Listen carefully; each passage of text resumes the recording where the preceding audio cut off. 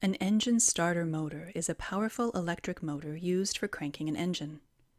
The starter motor has a pinion, which meshes with the teeth on the flywheel of the engine and turns the crankshaft.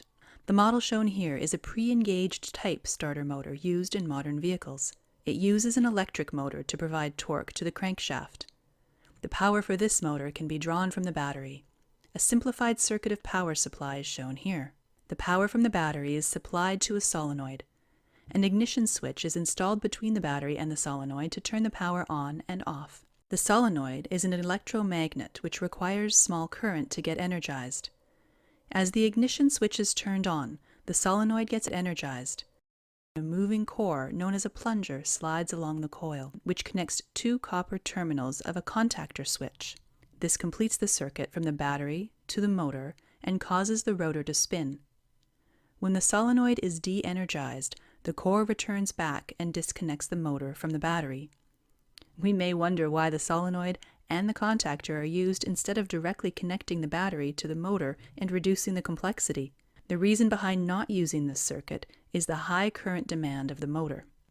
The motor is considerably powerful and demands heavy current for operation. To handle this current, the ignition switch needs to be unusually large. It also requires very thick wires running from the battery to the switch and then to the motor, which is technically inconvenient. This is why solenoid is used, which demands lower current for being energized. The solenoid has another crucial function. It helps to slide the pinion and engage it with a flywheel before the motor starts to spin. As the pinion slides towards the flywheel, it slightly rotates on its axis, as shown here. This rotation is achieved by using a helical spline. This rotation helps meshing the pinion with the flywheel more conveniently. As the pinion and flywheel is properly meshed, the contactor switch gets closed, and the motor spins. As we can observe that the pinion is considerably small compared to the flywheel, the gear ratio of the flywheel and pinion is generally from 15:1 to 20:1. The high torque obtained from this gear reduction is still insufficient to crank the engine. So, a planetary gear set is introduced to increase the torque further. Planetary gears are incredibly useful for large gear reductions with less weight and limited space. It consists of a sun gear, a ring gear, a carrier, and a set of planet gears.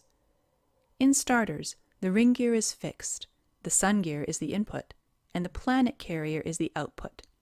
For the setup shown here, the gear ratio is 7:1. The combined gear reduction results in enough torque to spin the engine. As the engine is started, the pinion needs to be disengaged from the flywheel to prevent backdrive of the motor, which might damage it due to the excessive speed. This is done by releasing the ignition switch, which de-energizes the solenoid and the pinion returns back. But if the operator fails to release the ignition switch as soon as the engine is started, the flywheel will drive the pinion too fast and damage the motor. To prevent this, a one-way clutch is used. The one-way clutch has a set of rollers installed between the outer and inner races. When the outer race is rotated by the motor, the rollers get trapped and transfer power to the pinion.